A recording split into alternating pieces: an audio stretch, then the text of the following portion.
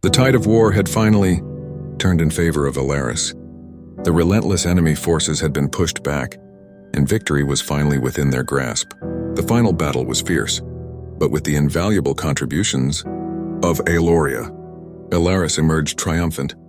The soldiers, bolstered by the unwavering support of the healers, secured a decisive victory. The end of the war brought about an atmosphere of jubilation. In Alaris, the streets were teeming with joy, and Kale was eager to keep his promise to Alara. Leading her to the palace, they were met by King Dorian of Alaris, a man of imposing stature and commanding presence.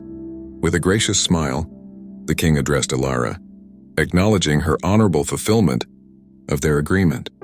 Aloria will be granted its independence, effective immediately, he announced. Alara's heart swelled with elation at the news.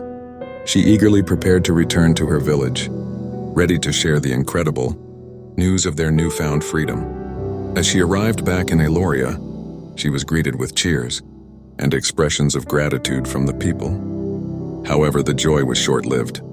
In the weeks that followed, a mysterious illness descended upon the village, causing the crops to wither, the livestock to fall ill, and many villagers to succumb to a strange, debilitating sickness.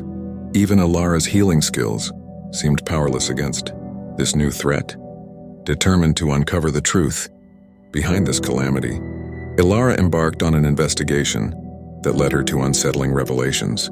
It became apparent that the poisonings were intentional, as the symptoms were consistent with those of a rare and potent toxin that could only be administered by someone with access to the palace's alchemical resources. Anger and betrayal stirred within Alara as she realized that the promise of independence had been nothing more than a deceitful ploy to eliminate a potential threat under the guise of diplomacy. The very people she had trusted had perpetrated this grievous act of treachery.